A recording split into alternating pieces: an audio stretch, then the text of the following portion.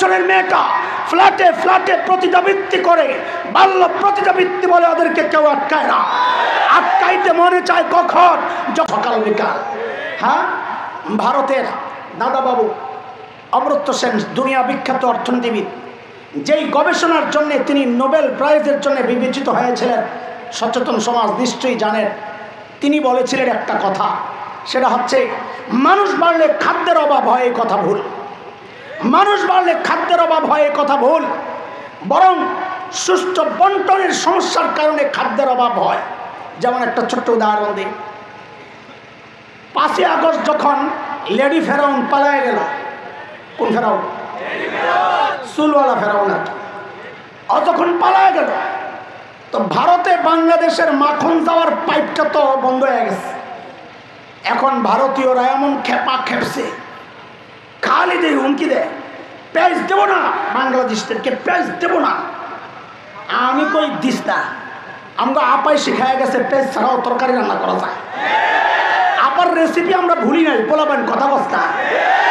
মিষ্টি কুমড়ার বেগুনির কথাও আমরা ভুলি নাই। কথা বলেন, কথা বলেন। তা আমরা কইছি পেঁয়াজ লাগবো না, খাতরা যা। যেই না মেরুদণ্ড সোজা করে দাঁড়াইছি, এখন দেখি দাদারা বস্তা সামনে লয়ে কান্দে।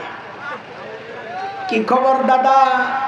দাদা দিনকাল ভালো যাচ্ছে না কেন? কি সমস্যা দাদা? বাংলাদেশিরা পেঁয়াজ দিচ্ছে না দাদা, মরে গেলাম দাদা, শেষ হয়ে গেল। তো তোরা খা ভালো করে। খাইব কোথেকে? কলিজা শুকায় আড্ডি হয়ে গেছে রেগুলার। কিপটার কিপটা, হার কিপটা। ওদের দুইটা সমস্যা বড় মারাত্মক। একটা হচ্ছে কিপটা, আরেকটা হচ্ছে নোংরা।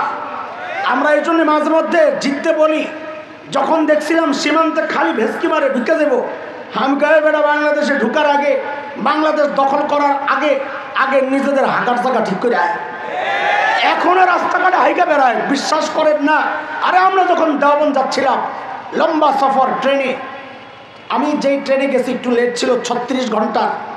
দিন যায় রাত আসে, রাত যায় দিন আসে, হায়রে সময় যায় না।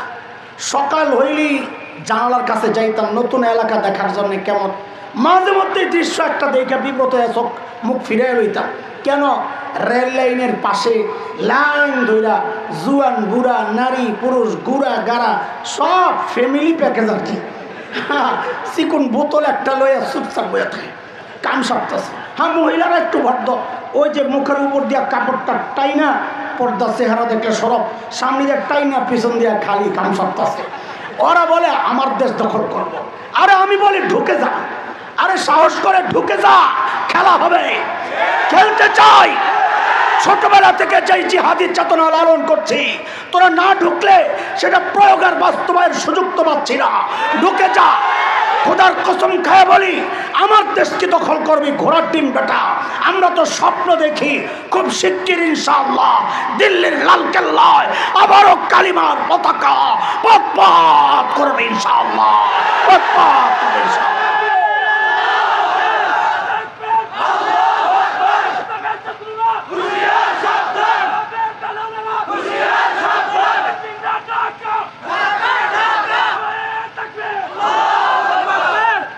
তো দেখেন, এই দেশেরও কিছু দালাল শ্রেণী, আমরা যখন ভারতের পণ্য বয়কটের কথা বলতাম মাঝে মধ্যে, ওরা আমাদেরকে জুজুর ভয় দেখাইতো, ভারতের জিনিস ছাড়া বাঁচবেন নি মিয়া।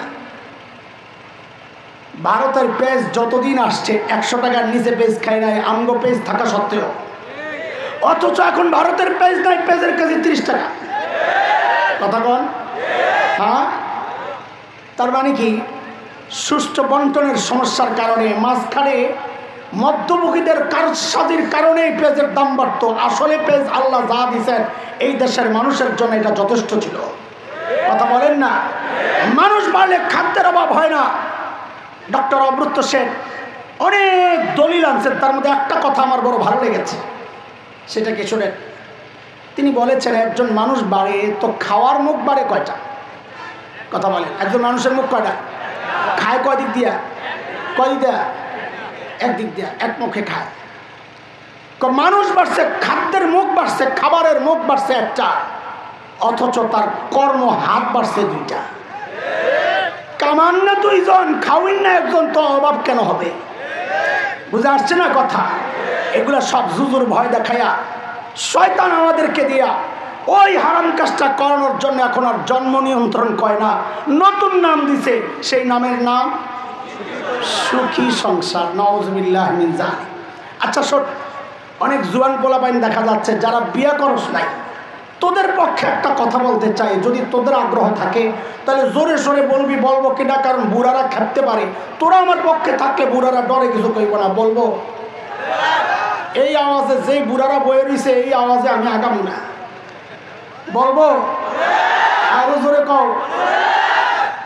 শরীয়তের বিধান সূরা নূর, আল্লাহ বলেন ওয়ানকিহুল আয়ামা মিনকুম والصالحين من عبادكم وإمائكم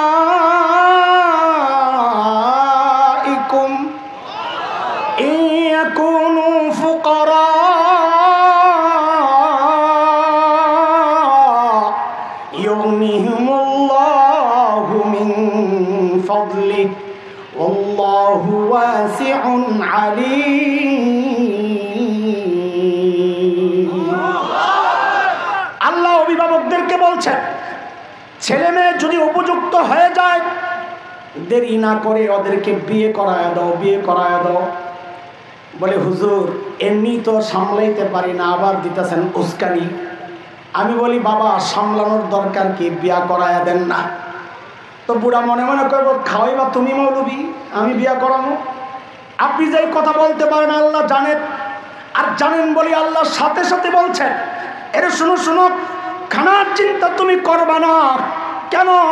বিয়ে এমন এক পবিত্র বরকতপূর্ণ আমল, কেউ যদি বিয়ে করে আল্লাহ বলেন স্বামী স্ত্রী যদি গরিব থাকে আমি আল্লাহ তাদেরকে ধনী বানায় দিব।